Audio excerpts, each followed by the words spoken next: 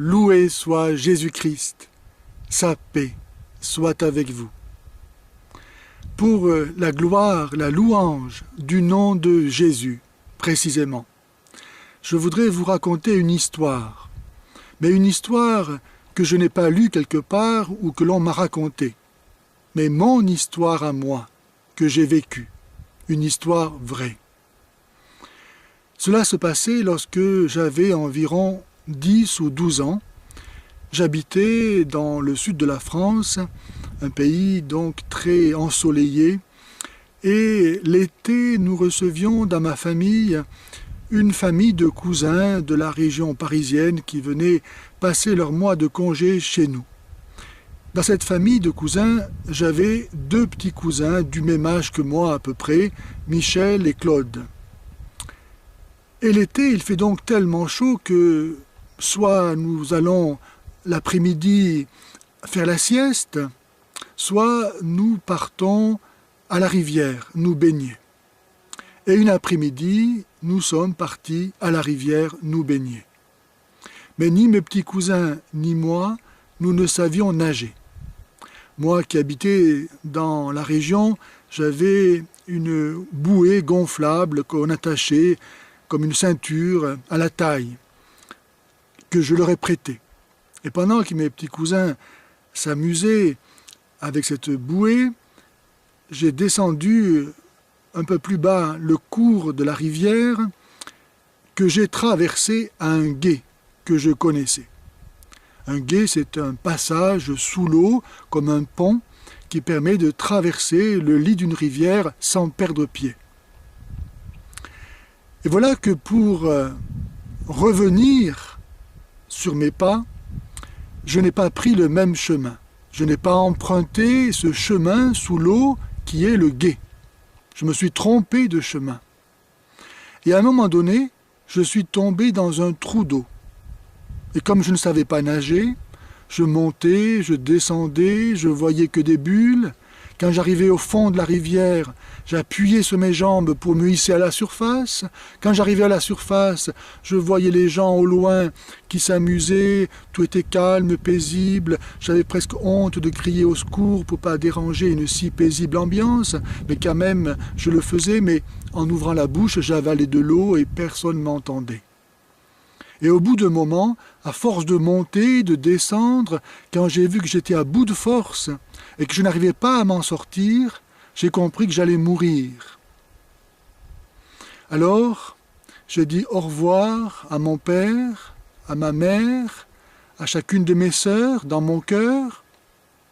Et puis, comme une fois ma vie sur terre finie, j'arrivais au ciel, c'est ce que j'avais appris au catéchisme, alors, croyant arriver au ciel, je me suis présenté en disant « Bonjour, petit Jésus ». C'était une prière que ma mère m'avait apprise à dire le soir sur mon oreiller avant de m'endormir. Elle me disait « Guy dit « Bonsoir, petit Jésus ». Et là, j'ai actualisé en disant « Bonjour, petit Jésus ». Et au même moment, où j'ai prononcé le nom de Jésus, je me suis retrouvé hors de l'eau sur une roue de camion, complètement éreinté, abasourdi, sans rien comprendre. Je suis sorti de la rivière, je suis allé m'asseoir à côté des parents de mes cousins qui n'avaient rien vu, et moi-même je n'ai rien dit à personne. Et que dire? Je suis resté là, prostré, sans rien dire. Et le temps a passé, et je ne me suis plus jamais rappelé cette histoire dans ma vie. Au point que, vers l'âge de 14-15 ans, après avoir lu un peu Marx et Freud, et pour paraître intelligent comme tout le monde, je disais que Dieu n'existait pas. Ce qui a fait que je suis tombé dans des péchés graves très rapidement. C'est lorsque Dieu est venu me chercher à l'âge de 20 ans que je me suis rappelé cet événement de ma vie. Je me rappelle très bien alors que lorsque j'étais au fond de la rivière, je ne savais pas qu'il y avait une roue de camion qui flottait à la surface. Et quand bien même l'aurais-je su, je n'avais plus la force de me hisser là-haut. j'avais renoncé à vivre, j'avais fait mon testament, j'avais dit au revoir à mes parents, à mes sœurs, j'étais prêt à mourir et à aller au ciel. Et donc, lorsque j'ai lu dans le livre du prophète Joël, au chapitre 3 et au verset 5, « Quiconque invoquera le nom du Seigneur sera sauvé », eh bien moi, je sais ce que ça veut dire. Jésus, en hébreu, ça veut dire « Dieu sauve ». Et aujourd'hui encore, lorsque j'ai une tentation qui me passe par la tête, un sentiment de culpabilité, un mouvement de tristesse, tout de suite je crie « Jésus » et tout de suite j'ai la paix. Le catéchisme dit que le nom de Jésus, c'est le seul nom qui contient la présence qu'il signifie. Lorsque vous dites Jésus, Jésus est là. Et Jésus, ça veut dire Dieu sauve. De cet événement, je peux tirer 3 leçons. La première, c'est l'importance de vivre en état de grâce. Lorsque je suis mort, lorsque j'ai fait mon testament, je n'ai pas eu peur du tout. Cela s'est fait d'une façon toute naturelle. J'ai dit au revoir à mon père, à ma mère, à chacune de mes sœurs, sans aucune terreur. La mort est toute naturelle lorsqu'on n'a pas de péché sur la conscience. C'est pourquoi Jésus dit « Veillez et priez sans cesse, car vous ne connaissez ni le jour ni l'heure. » Donc première leçon, l'importance de vivre sans péché sur sa conscience. Car alors la mort n'est pas un problème. Deuxième leçon, l'importance de l'éducation à la prière.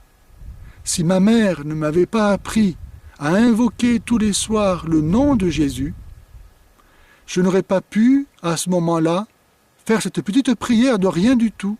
Bonjour petit Jésus. Et donc je n'aurais pas été sauvé.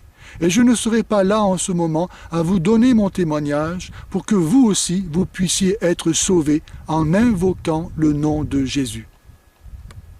Saint Pierre, dans les Actes des Apôtres, au chapitre 4 et au verset 12, dit que le nom de Jésus, c'est le seul nom donné aux hommes sur le ciel par lequel nous puissions être sauvés.